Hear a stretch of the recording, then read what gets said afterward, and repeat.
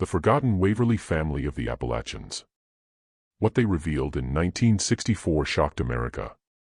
On the cold morning of March 17, 1964, through the winding dirt roads of McDowell County, West Virginia, social worker Margaret Hensley drove her worn-out Chevrolet.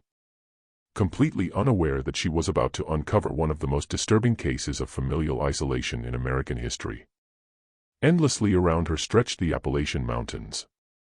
Their peaks, still dusted with late winter snow, created an atmosphere of profound desolation that seemed to warn visitors away. Margaret had been assigned to investigate reports from a traveling Baptist minister who, in a remote hollow approximately 40 miles from the nearest town, claimed to have encountered a family living in conditions he described as beyond human comprehension. Reverend Thomas Crawford, the minister, had stumbled upon the Waverly homestead while searching for isolated families to bring into his congregation. What he witnessed there left him so disturbed that he immediately contacted the McDowell County Department of Social Services, insisting immediate intervention was necessary. As Margaret ventured deeper into the wilderness, the road became increasingly treacherous. Lining the narrow path were bare oak and hickory trees, their twisted branches creating skeletal shadows across the muddy trail. The isolation was palpable. For over an hour, she hadn't seen another human dwelling. Finally, after navigating a particularly steep incline, at a clearing she arrived where a collection of dilapidated structures stood in various states of collapse. The main dwelling was a two-story wooden house that appeared to have been constructed sometime in the late 1800s. Its planks were weathered, gray with age and neglect. Surrounding it were several smaller outbuildings, including what looked like a former barn and a few shed-like structures that seemed to serve as additional living quarters. The entire property was surrounded by dense forest, creating a natural barrier that for generations had kept the Waverly family hidden from the outside world. An overwhelming stench hit Margaret immediately as she stepped out of her vehicle.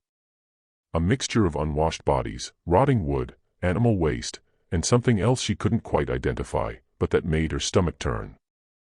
The March air was cold and damp, carrying with it the musty smell of decay that seemed to permeate everything in the hollow. Before she could approach the main house, from the shadows several figures emerged. Margaret's professional training had prepared her for many difficult situations, but nothing could have readied her for what she saw that day. The first person to appear was a woman who Margaret later learned was named Sarah Waverly, approximately 35 years old, but looking decades older. Pronounced asymmetry showed on Sarah's face, with her left eye positioned significantly lower than her right, and her jaw jutted forward in a severe underbite that made speaking clearly nearly impossible. She moved with a shuffling gait, her spine curved at an unnatural angle that suggested severe skeletal abnormalities. Behind Sarah came three children, if they could still be called children, given their ages ranged from 15 to 21, each displaying physical characteristics that immediately signaled something profoundly wrong. The eldest, a young man named Jeremiah, had a skull that appeared elongated and misshapen with a pronounced sloping forehead and ears set unusually low on his head.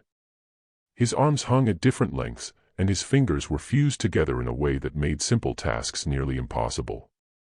The middle child, a girl named Ruth, exhibited facial asymmetry similar to her mother's, but more severe. Her eyes wandered independently of each other, and her speech consisted only of guttural sounds that her family seemed to understand, but Margaret could not decipher. The youngest, a boy called Abel, walked on legs that bowed outward so severely that each step appeared painful. His hands trembled constantly, and his head bobbed involuntarily with a rhythmic motion that never ceased. As Margaret stood frozen, taking in the scene before her, from the main house an elderly man emerged. This was Ezekiel Waverly, the family patriarch, then 73 years old.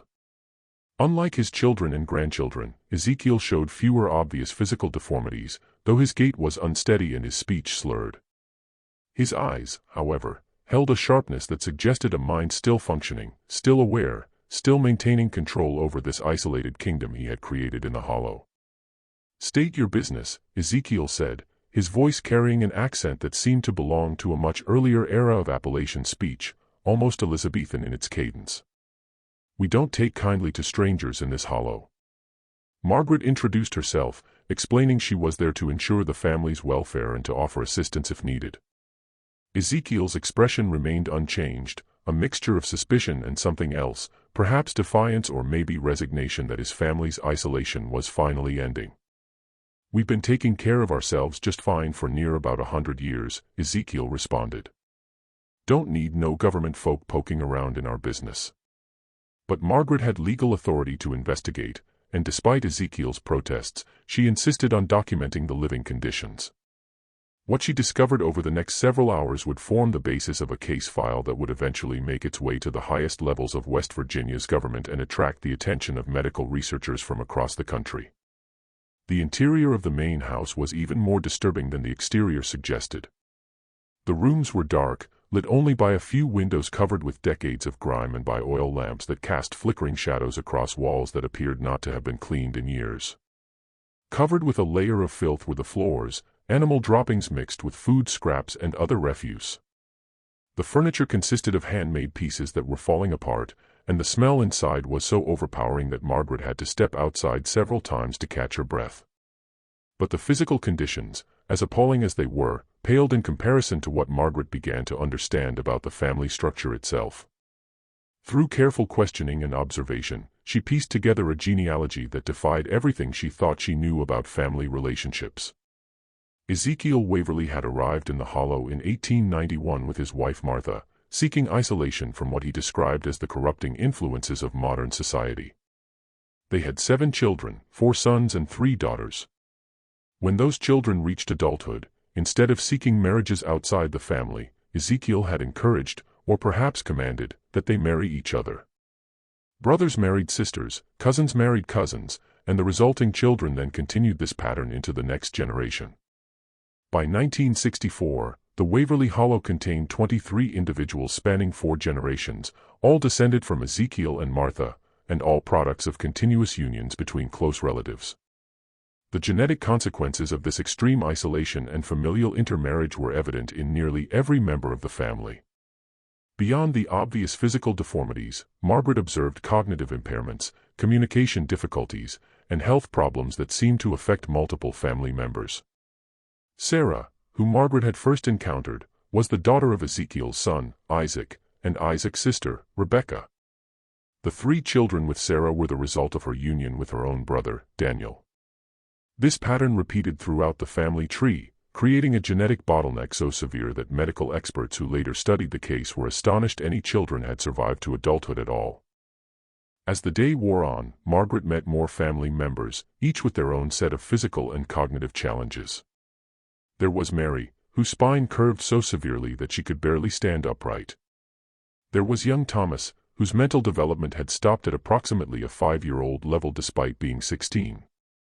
There was Elizabeth, who suffered from seizures so frequent and severe that she spent most of her days lying on a filthy mattress in one of the outbuildings, unable to participate in family life at all. The family survived through a combination of subsistence farming, though their crops were meager and poorly tended, and through Ezekiel's occasional trips to the nearest town to sell handmade goods and purchase basic supplies. They had no electricity, no running water, and no contact with the outside world beyond these minimal interactions. None of the children had ever attended school. None had ever seen a doctor. None had birth certificates or any official documentation of their existence. As evening approached and Margaret prepared to leave, promising to return with additional resources and support, Ezekiel pulled her aside. His expression had softened slightly, perhaps recognizing that change was inevitable. "You going to take them away?" he asked, his voice barely above a whisper. "I don't know yet," Margaret answered honestly. "But they need help, Mr. Waverly. They need medical care, education, a chance at a better life." Ezekiel looked back at the house where his family was gathered. "This is all they know," he said. "This hollow, these hills, each other. You take that away, and what do they have left?" It was a question that would haunt Margaret for years to come. As she drove back down the mountain that night, her headlights cutting through the darkness of the Appalachian wilderness, she knew she had witnessed something extraordinary and terrible.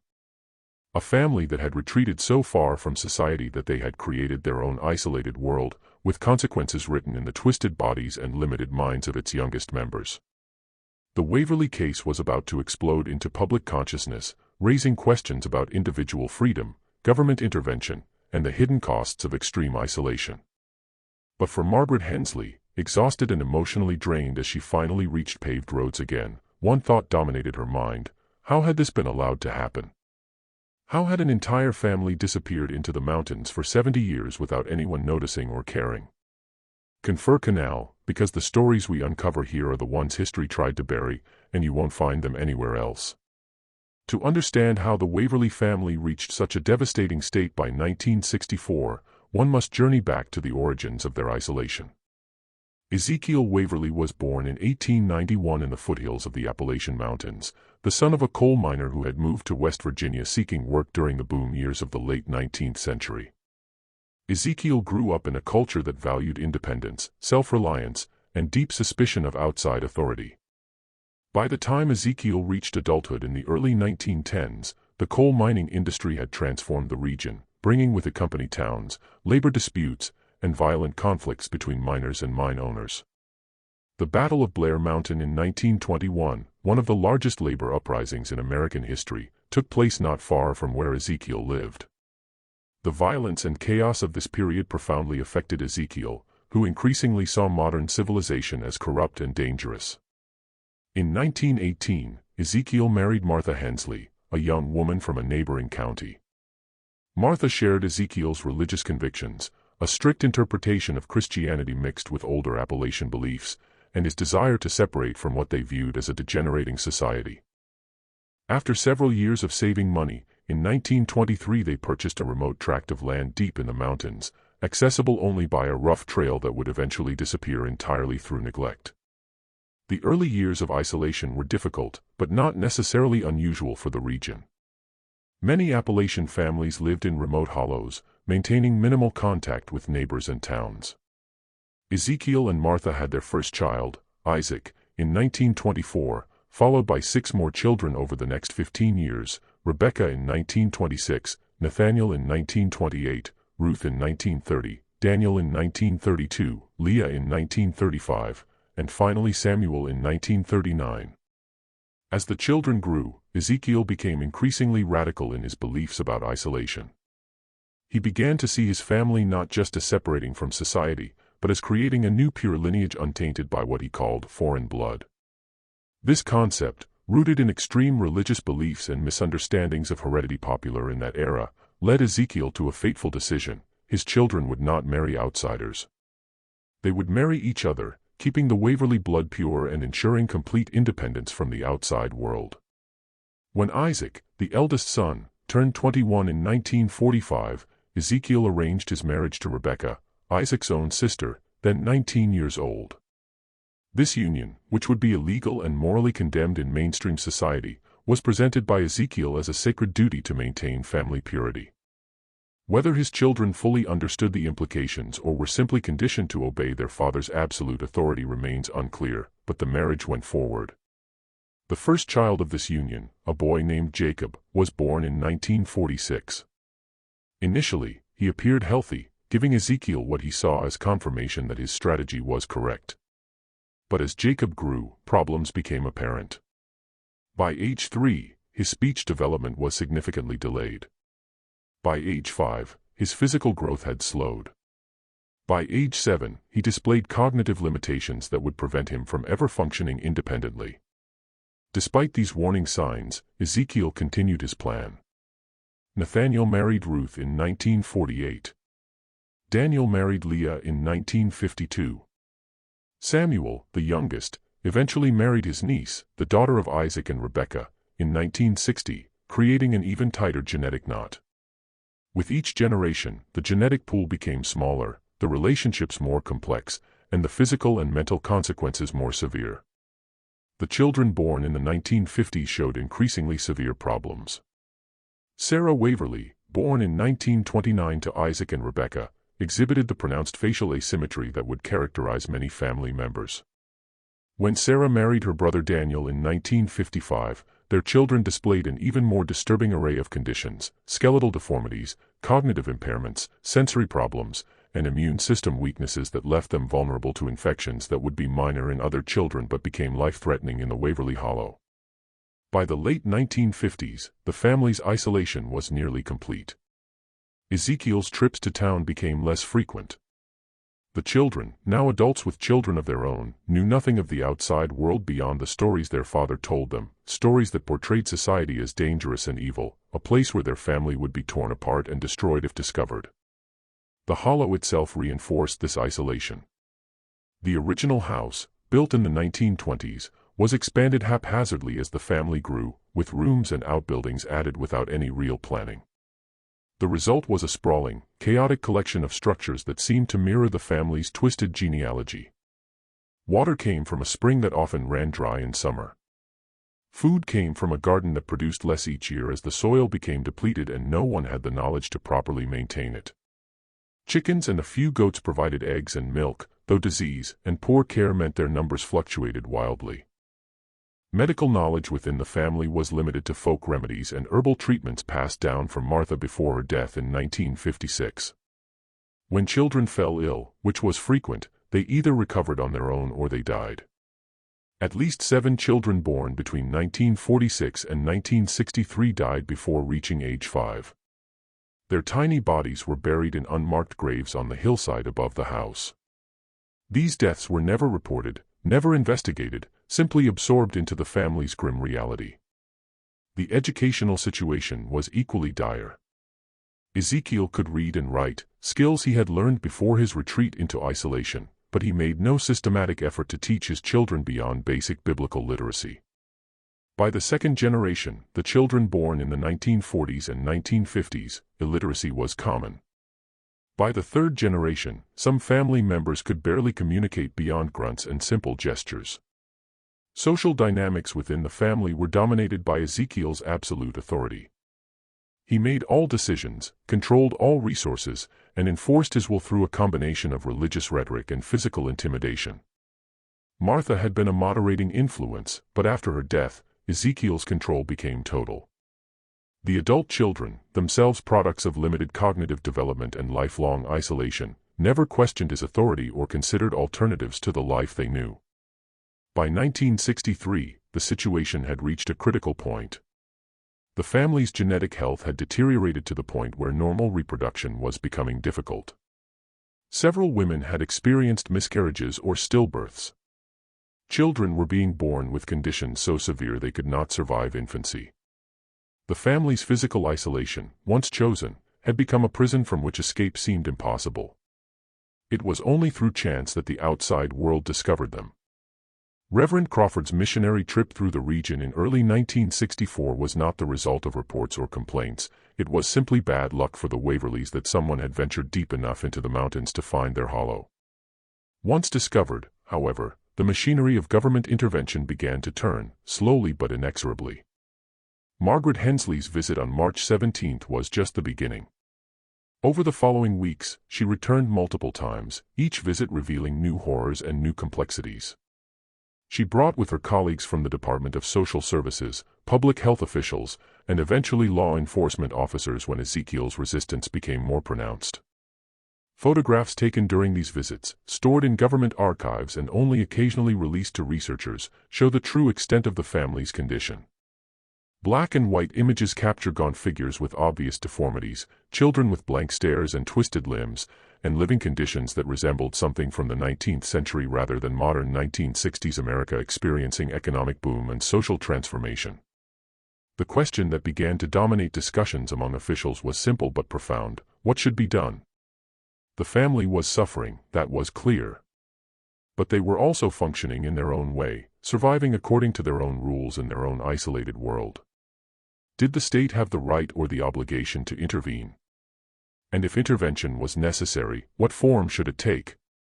These debates would continue for months, but even as officials argued, the reality on the ground was becoming untenable. The 1964 winter had been harsh, and the family's food supplies were nearly exhausted. Several members were showing signs of serious illness, and Ezekiel himself, now 73 and showing signs of cognitive decline, was losing his ability to maintain even the minimal order that had kept the family functioning. By late April 1964, the Waverly case had attracted attention far beyond McDowell County. Medical researchers from West Virginia University, having heard rumors of a family exhibiting extreme effects of consanguineous relationships, requested permission to examine the family members. Legal experts from the state attorney general's office began investigating whether criminal charges should be filed against Ezekiel for child endangerment and other offenses. Dr. Robert Mitchell, a geneticist and pediatrician from the university, led the medical team that arrived at the Waverly Hollow on April 28, 1964. With him came 3 other physicians, a nurse, and a medical photographer. What they documented over the next 3 days would become a landmark case study in the effects of extended isolation and family intermarriage, though ethical concerns would prevent most of the material from being published for decades. Dr. Mitchell's examination of the family members revealed a pattern of genetic disorders that was both predictable and heartbreaking. The medical term, inbreeding depression, describes the reduced biological fitness that occurs when closely related individuals reproduce, and the Waverly family exhibited this phenomenon in its most extreme form. Every single member of the 3rd generation, those born after 1945, showed some degree of physical or cognitive impairment. The skeletal abnormalities were among the most visible effects. Multiple family members exhibited a condition called mandibular prognatism, where the lower jaw protrudes significantly beyond the upper jaw, making eating and speaking difficult. Others showed cranial asymmetry, where the skull develops unevenly, often resulting in sensory problems and chronic pain. Several individuals had limbs of unequal length, spinal curvatures, and joint problems that made movement painful and limited. Beyond the skeletal issues, Dr. Mitchell documented numerous organ abnormalities. Heart murmurs were common, indicating structural problems with cardiac valves. Several members showed signs of kidney dysfunction. Vision problems ranged from severe myopia to complete blindness in some individuals. Hearing loss affected nearly half the family members examined. The cognitive assessments were even more disturbing. Of the 12 individuals under age 30 who were tested, none showed mental development beyond what would be expected of a typical 7-year-old child. Some scored even lower, with intellectual functioning comparable to a toddler. The inability to read, write, or perform basic mathematical operations was universal among the younger generations. Dr. Mitchell paid particular attention to Sarah Waverly and her 3 children, as they represented the most extreme case of clothesline breeding. Sarah was the product of a brother-sister union, and her own children were the result of her relationship with her brother Daniel. The genetic consequences were devastating. Her son Jeremiah, at 21 years old, could not feed himself, control his bodily functions, or communicate beyond primitive sounds. Her daughter Ruth suffered from seizures so severe and frequent that Dr. Mitchell believed she would not survive another year without medical intervention. Young Abel, the youngest at 15, showed signs of an immune deficiency that left him constantly ill with infections his body could not fight. The medical team collected blood samples and conducted physical examinations, work that was complicated by the family's fear and suspicion of the strangers. Many family members had never been touched by anyone outside the family, never been examined by a doctor, never even looked at their own reflection in a mirror. The experience was traumatic for everyone involved. While the medical investigation proceeded, legal proceedings were moving forward as well. The prosecuting attorney for McDowell County, James Harrison, had been reviewing the case files and consulting with state officials about potential charges. The situation was legally complex.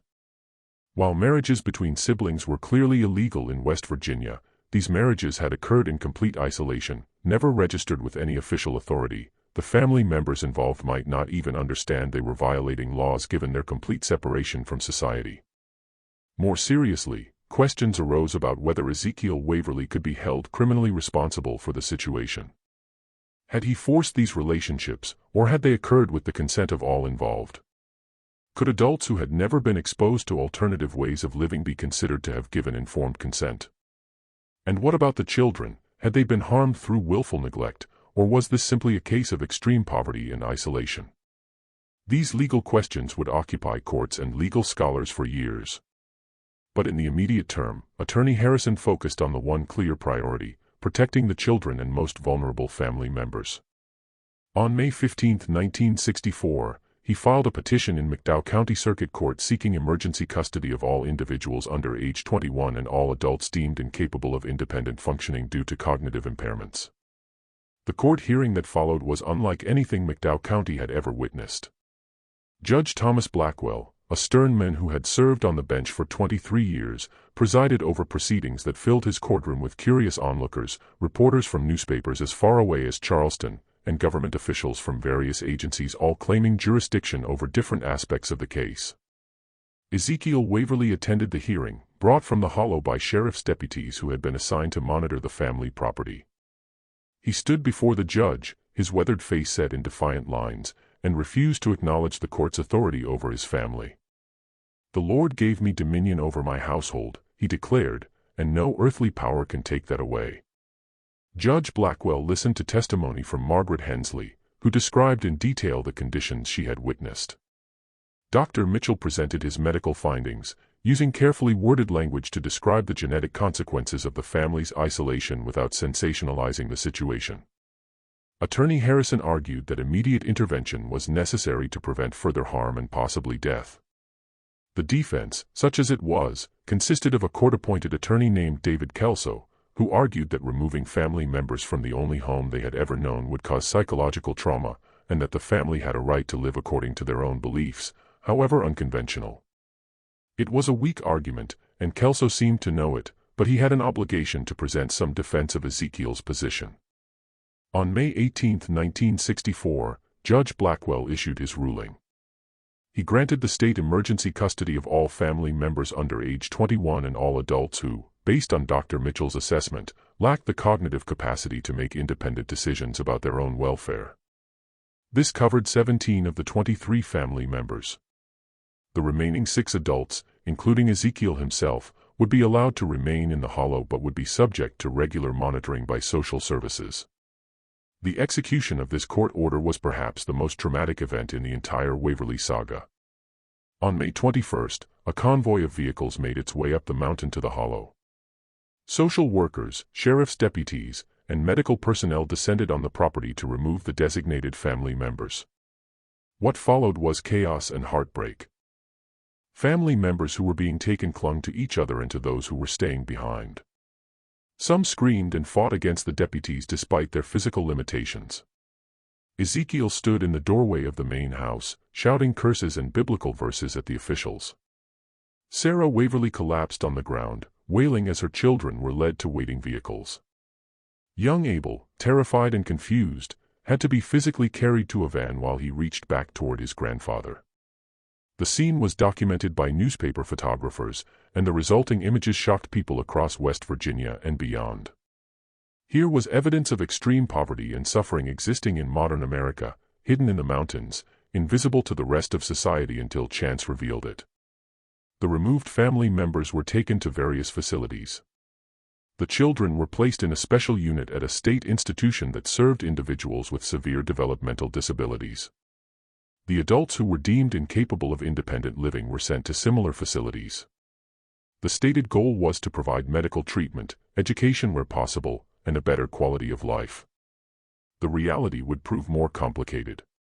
Right now, think about this: if you had been one of those officials on May 21, 1964, watching families torn apart, even to save them, would you have had the strength to see it through, or would you have walked away? Drop a comment saying, "I would have stayed," if you believe you could have witnessed that moment and still done what needed to be done. The transition from the isolated Waverly Hollow to institutional life was catastrophic for many family members. Despite the good intentions of social workers and medical staff, the cultural and psychological shock of separation proved overwhelming for individuals who had never known any existence beyond their family compound. The first weeks were the hardest. Sarah Waverly, placed in the women's ward of a state facility near Charleston, refused to eat for 6 days. She rocked constantly in her bed, making a low keening sound that disturbed other residents and broke the hearts of nurses who tried to comfort her. Her children, separated from her and from each other due to their different care needs, fared no better. Jeremiah developed a pattern of self-harm, banging his head against walls until he had to be restrained. Ruth's seizures increased in frequency, possibly triggered by the stress of her new environment. Abel retreated into near-total silence, sitting motionless for hours, unresponsive to staff attempts at engagement. Dr. Helena Cartwright, a psychologist assigned to work with the Waverly family members, documented what she called profound displacement trauma in her reports. These individuals are not simply moving from one living situation to another, she wrote in June 1964. They are being forced to adapt to a completely different reality: indoor plumbing, electricity, regular meal times, interaction with strangers, rules and structures they cannot understand. For someone with normal cognitive function, this would be challenging. For individuals with the severe impairments exhibited by the Waverly family, it is overwhelming to the point of being incomprehensible. The medical treatment the family members desperately needed was equally challenging to administer. Many had never taken any form of medication beyond herbal remedies. The concept of surgery was terrifying to individuals who had never been in a hospital, never seen a doctor, never even taken an aspirin. When doctors attempted to perform necessary procedures, dental work, orthopedic corrections, treatment for chronic infections, sedation was often required simply to allow the patient to be examined. Some medical interventions did help. Better nutrition led to improvements in overall health for many family members. Treatment for parasitic infections and chronic illnesses brought relief from suffering that had been constant in the hollow. Corrective devices like braces and prosthetics helped some individuals move more easily. But the psychological costs of these improvements remained high. Educational efforts met with limited success. Teachers and therapists worked with the younger family members, attempting to teach basic skills like personal hygiene, simple communication, and elementary literacy. Progress was painfully slow. The children who had grown up in the hollow had missed all the critical developmental windows that typically allow children to learn language, social skills, and cognitive frameworks for understanding the world. Catching up was, in most cases, impossible. By the end of 1964, 3 family members had died in state care. An 8-year-old boy named Caleb, son of Nathaniel and Ruth, died of pneumonia that his weakened immune system could not fight despite antibiotics. His death certificate was the first official documentation of his existence. He had never been registered at birth, had no records, had not existed in any legal sense until the moment of his death. 2 months later, Ruth herself died during a particularly severe seizure episode. She was 26 years old. Her death devastated her brother Abel, who had been making slight progress in his new environment but regressed completely after learning of his sister's passing. He stopped speaking again, stopped eating voluntarily, and had to be tube-fed to keep him alive. The third death hit particularly hard because it appeared to be self-inflicted. Mary, the young woman with the severely curved spine, had been placed in a facility that specialized in orthopedic conditions. In December 1964, she was found unresponsive in her room after taking what the subsequent investigation determined to be an intentional overdose of pain medication she had been hoarding from her daily treatments. Whether she fully understood what she was doing or simply wanted to end her constant suffering remained unclear. She was 19 years old. These deaths sparked intense criticism of the state's handling of the Waverly case. Newspaper editorials questioned whether removing the family members had been the right decision. Some argued that the family should have been left alone, that their suffering in institutional care exceeded whatever hardships they had experienced in the hollow. Others defended the intervention, arguing that the deaths were tragic but that the family's condition and isolation would have led to even more casualties in the long run. Back in the hollow, life continued for the 6 family members who had been allowed to remain. Ezekiel Waverly, now closely monitored by social services, struggled to maintain the property with so many family members gone. The garden, always marginal, produced almost nothing. The animals died off one by one through neglect.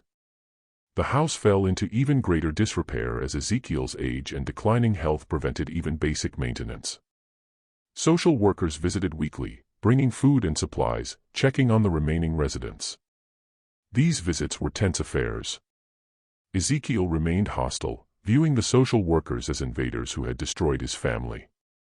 The other adults who remained, his sons Nathaniel and Samuel, and 2 daughters-in-law, were largely passive, conditioned by decades of absolute submission to Ezekiel's authority and unable to conceive of any alternative to their situation. Margaret Hensley continued to be the primary social worker assigned to the case, despite the emotional toll it took on her. In her personal notes, she wrote about the impossible nature of the situation. "I believed I was saving these people, but perhaps I was only destroying the only world they understood. Every visit to the institutions breaks my heart. Every visit to the hollow shows me the impossibility of their situation. There are no good answers here, only choices between different kinds of suffering. As 1965 began, a new complication emerged. Several of the younger women in institutional care were discovered to be pregnant. This revelation raised disturbing questions about whether relationships between family members had continued even after removal from the hollow, or whether something even more troubling had occurred within the supposedly protective environment of state care. Investigations were launched, but given the inability of most family members to communicate clearly about what had happened, definitive answers were hard to establish. The pregnancies were closely monitored by medical staff. Genetic counselors, a relatively new specialty in 1965, were brought in to assess the situation. Given the extreme level of genetic relationship between any potential parents within the family, doctors predicted the babies would likely exhibit severe abnormalities. Discussions were held about whether the pregnancy should be terminated, but without clear consent from the women involved, and given their cognitive limitations, the question of whether they could give informed consent was legally murky. Medical staff felt unable to take that step.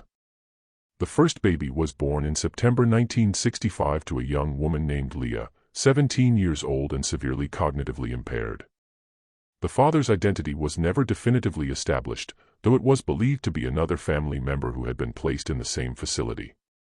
The infant, a boy, lived for only 3 days. He was born with multiple heart defects, underdeveloped lungs, and severe skeletal abnormalities. His brief life was spent in an incubator hooked to machines that could not ultimately save him. He was buried in an unmarked grave in a cemetery for indigent patients, another Waverly who existed only in the margins of official records. 2 more births followed over the next year, with similar tragic outcomes. It became clear that even with separation from the hollow, the genetic consequences of generations of familial relationships were so severe that normal reproduction had become nearly impossible for family members. The genetic lottery, so thoroughly loaded against them, would not allow a new generation to survive. By 1967, 3 years after the initial discovery of the Waverly family, the situation had stabilized into a grim new normal. 17 family members remained in various state facilities, their conditions monitored, their basic needs met, but their prospects for any meaningful recovery or integration into society essentially zero. The cognitive and physical limitations that resulted from generations of genetic isolation were simply too severe to overcome. In the hollow, Ezekiel Waverly died on November 3, 1967, at age 76. He was found by a social worker during a routine visit, lying in his bed, apparently having passed peacefully in his sleep. His death marked the end of an era and the effective end of the Waverly family as an independent entity. The remaining adults in the hollow, now lacking Ezekiel's dominating presence, were unable to maintain even the minimal subsistence the family had managed before. Within 3 months, they too were moved to state care, marking the final dissolution of the Waverly Hollow. The property itself stood abandoned for several years, gradually collapsing back into the wilderness. Local authorities considered burning the structures as health hazards but ultimately decided to let nature take its course. By the mid-1970s, little remained except overgrown foundations and scattered debris. The hollow, reclaimed by the forest that had hidden the family's secrets for so long. The Waverly case had profound implications that extended far beyond the immediate tragedy of one isolated family. Medical researchers, using the blood samples and medical records from 1964 to 1965, published several landmark studies on the effects of consanguinity and genetic isolation. These studies, while careful to protect the family's anonymity, provided concrete data on inbreeding depression in humans, information that had previously been largely theoretical or derived from historical records rather than direct observation. Dr. Mitchell's research team published a paper in 1969 in a genetics journal that became one of the most cited works on the subject. The study documented the specific genetic markers that had become concentrated in the Waverly family, showing how beneficial mutations were lost and harmful recessive genes were expressed with devastating consistency. The work helped establish protocols for genetic counseling and influenced medical thinking about hereditary diseases for decades to come. The psychological and sociological implications were equally significant. Dr. Cartwright's work with the family members demonstrated the critical importance of early childhood development and the impossibility of compensating for developmental windows that had been missed entirely. Her papers on displacement trauma in isolated populations influenced how social services approached other cases of extreme isolation, though thankfully few cases as severe as the Waverlys would ever be encountered again. Legal scholars studied the Waverly case as well, writing articles about the balance between individual liberty and state intervention, about the definition of informed consent when individuals lack the cognitive capacity to understand their choices, and about the obligations of society to individuals who exist outside normal social structures. These discussions influenced child protection laws, mental health regulations, and policies governing state custody of vulnerable adults. But perhaps the most important legacy of the Waverly family was simply the awareness it created. The case, when it became public in 1964, forced Americans to confront the reality that even in the modern world, in their own country, extreme poverty, isolation, and suffering could exist hidden from view. The Appalachian region, long neglected by federal and state governments, received increased attention and resources as a direct result of the publicity surrounding the Waverlys. President Lyndon Johnson's War on Poverty, already underway in 1964, gained additional support as images from the Waverly Hollow circulated in newspapers and magazines. While the family itself received no benefit from this national attention, their situation was already too far gone for broader social programs to help. Countless other families in similar circumstances of poverty and isolation were reached by outreach programs, healthcare initiatives, and educational opportunities that might not have materialized without the shock of the Waverly revelation. By 1975, all of the original Waverly family members who had been removed from the Hollow had either died or were living in permanent institutional care with no possibility of independent living. The youngest survivors, those who had been children when removed in 1964, were now young adults, but their cognitive and physical limitations meant they would require constant care for the rest of their lives. The oldest survivors, now in their 50s, had spent more than a decade in institutional settings that bore little resemblance to the Hollow where they had been born but which had become their final home. Sarah Waverly, whose initial encounter with Margaret Hensley had triggered the entire sequence of events, died in 1973 at age 44. Her death certificate listed multiple contributing factors: heart disease, chronic infections, organ failure. But the underlying cause, unstated in the official records, was the accumulated genetic burden of 3 generations of clothesline breeding, a body that had been programmed from conception to fail early and painfully. Her son Abel, who had shown the most potential for adaptation in the early days after removal, survived until 1982. He never learned to read or write beyond recognizing his own name. He never understood why he had been taken from his family or what had happened to them. But in his final years, according to staff who cared for him, he seemed at peace, no longer fighting against his circumstances, simply existing in a routine that had become familiar. He was 33 years old when he died. Jeremiah, Sarah's eldest son, outlived his siblings, persisting in institutional care until 1989. By then, he was one of the last surviving members of the Waverly family, a living connection to a tragedy that had occurred 25 years earlier. He died at age 43, having spent more than half his life in state care, never achieving anything close to independence or understanding of the world beyond the narrow confines of his disabilities. The Waverly family line effectively ended with that generation. No children born to Waver.